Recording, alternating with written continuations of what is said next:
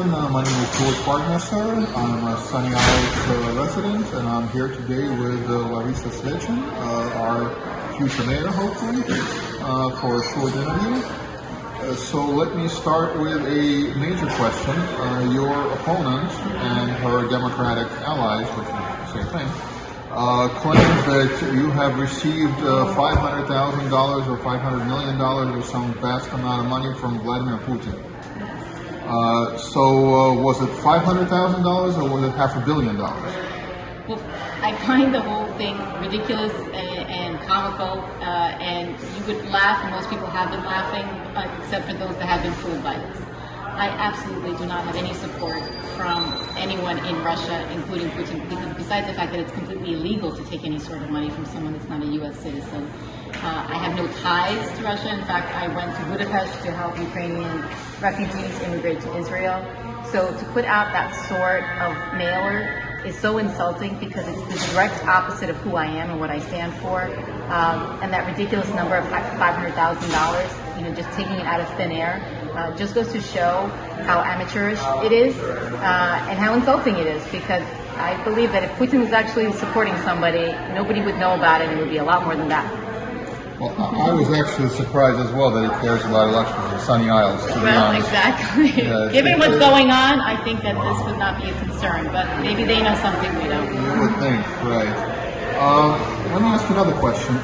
Matryoshka, the Russian store here, my wife goes shopping, she comes back, we're opening up the bags with the stuff, and to our amazement we find Dana Goldman campaign literature stuff in there. Now, personally, I can't speak for everyone, but personally I find it outrageous, and it compels me to go shopping elsewhere. What's your reaction to that? So, it is no secret that most of the stores here, especially the Russian stores as we call them, do sell advertising space. So they have it inside the store, they have it, even if you want to put your business card, you have to pay them. And there is a business model that they have, apparently, that if you want to pay them, they will put that into the bag. This is very similar, regrettably, with a lot of the Russian media.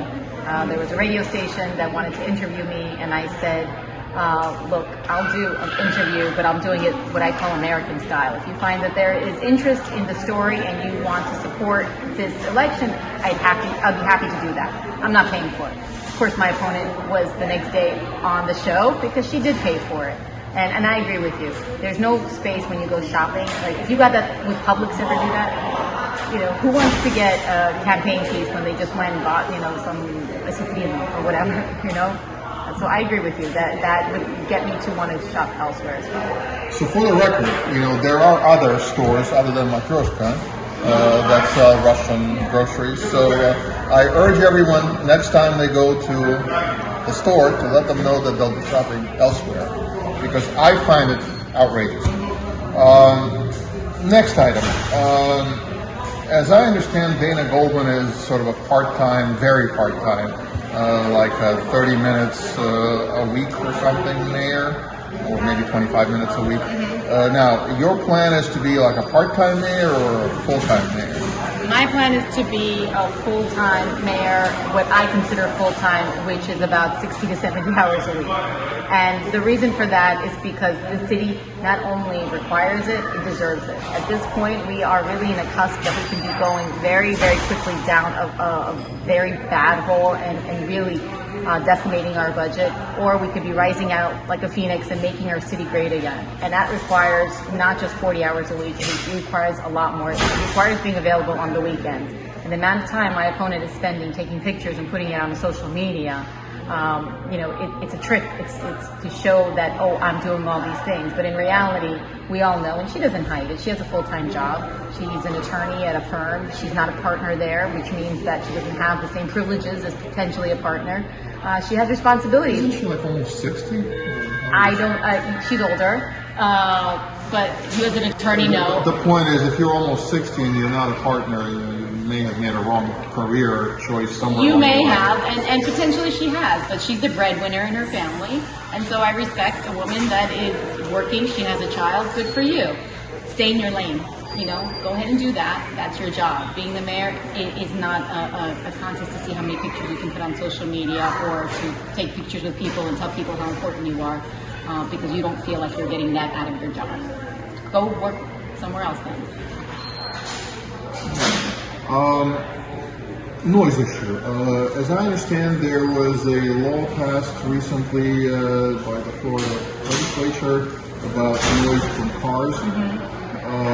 As of July, I believe. We've obviously had some noise issues on Collins Avenue. To my knowledge, this hasn't been pursued at all by the mayor or the police department so far. Would you like to comment on that? Yeah, absolutely. So, first of all, it's very hard for me to tell you what they have or haven't done because it's almost impossible to get public records at this point. It takes a long time, and me personally, I get no access to anyone. However, I see and hear what everyone else does, and it's not being enforced.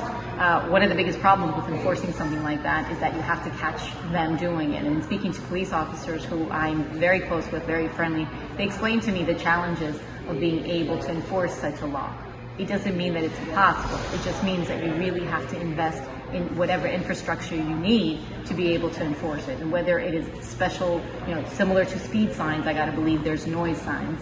If it's important enough to the residents of the city, then it should be important enough to be able to really look into it and see what can be done. There's always going to be people that are going to break the law, and you're not going to be able to catch everyone. But if we're known as a city that is not going to tolerate that, I guarantee they'll be less likely to be, going through our roads on the intercoastal with the party boats, all those other things. They're all connected. They're all enforceable. It's not fun. It takes a lot of work, but it's absolutely possible. Development. Yes. Now, this is an issue that, to my mind, cuts both.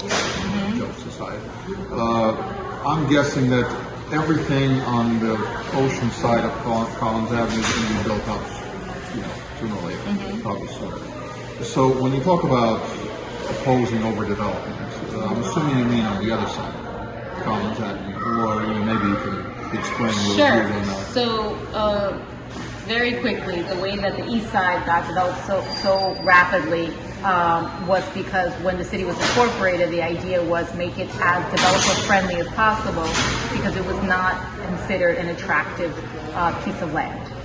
The developers, the very smart ones, figured out that it was, and they got to build these amazing, high rises. I believe, like many of us believe, that they went overboard. However, because of those funds, those tax dollars that we still are getting because it's based on their property values, it pays for a lot of the things we have on the west side. There are a few spots that are still not purchased. So we have somebody that's going. No, not yet. Actually, it's interesting. The city owned it? No. The city's never owned it, and that's something also to clarify. The city never sold out. All of this was always private property. In fact, what the founders did, which was very smart, was they did force the developers to put in the beach access points. No other city has beach access points because that was private property as well. It's just like as a kid in high school, we used to just trespass and go through the hotels, but you're not supposed to. So there is ownership, and for instance, the Sahara, one of the oldest ones with the camels, that's a condo. People own units in there. But does anyone actually live there? Yes, they do. They just did it. They did a major renovation. So that one is still around. The Miami Beach Club is still. It's a not short-term rentals. It's the land lease or whatever it is where you can. And then there's across the street what used to be the Monaco. That's probably not going to be developed anytime soon. So there are little pockets, but yes, you're right. The bulk of it is development. On the west side, there are different rules for different parcels of the west side. An example of a horrendous decision is the Aurora, which is directly opposite of where we're sitting right now. That building, which stands in front of the King David, should have never been allowed.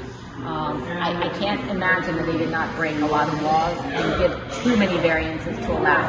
My opponent, Dana Goldman, voted yes for that. I was actually at that meeting. I was not elected yet. I was not even running yet. I went there in opposition, and I was shocked that this is allowed to happen. There should be no more buildings like that on the west side. And the problem is because it blocks what is the problem? Well, there's a few problems. First of all, that little corner adjacent to Walgreens is already a disaster to drive in if you're ever trying to go into Walgreens. And I understand Walgreens is private property, so their city doesn't owe you anything as far as your ease. But you want to make it easy and nice for people, so you are able to say, hey, we know that that corner already is a challenge just to get in and out. You build a building here, which is going to be potentially a rental building. It's going to be very transient. You're going to have a lot of people that are going to be going in and out constantly. You're blocking them with the road. That's for us, all of us. But just aesthetically, the fact that you have one building in front of another and all of us have to walk by or drive by and see that, it's sort of, you have a little bit of a visceral reaction to it because you're thinking to myself, what were they thinking? This is horrible.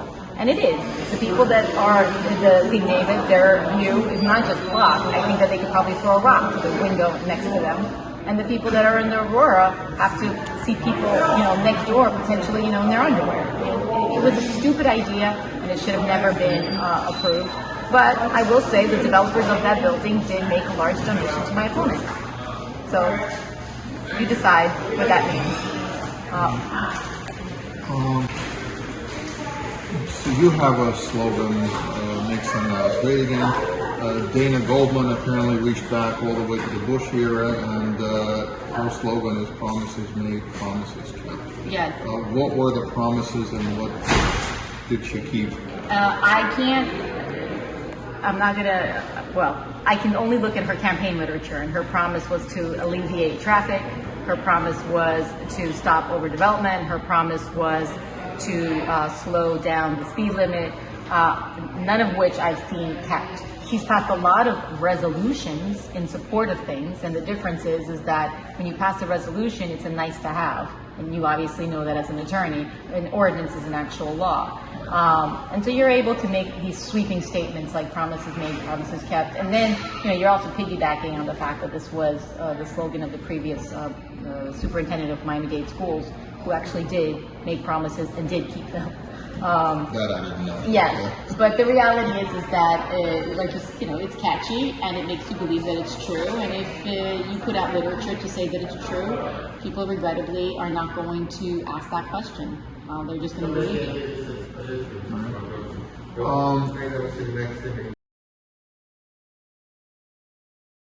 Now, Dana Goldman apparently wants people to think that she's close to Ron DeSantis. Apparently there's some photo of her and him within like 25 feet of each other, and she uses that in her campaign literature, or something in her campaign literature. It was a selfie, actually. They're very close to each other. Yes. So, there was an event. This is from, I was not there. It was an event last week that was in support of Republicans, and specifically Ron DeSantis, our governor. And it was not by invitation. Anyone could sign up. It was an Eventbrite event. But the idea is, if you're going to go to Ron DeSantis event, as it's a fundraiser, you're there to support our Republican governor. You certainly aren't going to expect a liberal mayor who sits on boards that support liberal policies and has openly supported non-Republican legislators to go there. She did. She took a selfie because him, as a normal person, if you have a mayor next to you and says, I want to take a picture, of course, why would he not? And apparently she's using it. To me, that's the worst kind of thing, because be who you are, be proud of who you are. Don't try to trick people based on the fact that you think that that's going to get you votes. In fact, I want to address something by me saying that. I have been a lifelong Republican, but a couple of years ago, in order to vote in primaries, and Florida's closed primary, you have to be that party. And because we were in the past very heavy Democrat, the only primaries were Democratic primaries. Because I'm such an eager voter, I switched at that time, and in order not to look like I'm flip-flopping, I stayed. The last election, despite the fact that I am Republican. I vote Republican. I have always been Republican. I was urged to switch back during the election or during the campaign. And I said, I will absolutely not do that because for me, integrity means everything. And if I'm switching because I'm running for office right now, it looks like I'm playing up to this. I said, regardless, win or lose, the next day after the election, I will switch to my party. And that's exactly what I did. I switched back to Republican. I was supported by Republicans last time because I explained to them what the situation was, and they applauded the fact that I'm being honest. And for that reason, I am supported by the Republican Party of South Florida. In fact, I think it's appalling that the Democratic Party has actually made this partisan because there are people that are supporting me that were very high up in the Democratic club, you would say, that were told by sitting elected representatives, you must rescind your endorsement of Larisa Svechin or you're kicked out. And that's exactly what they did. This is a blood sport. It's a blood sport, and it doesn't have to be.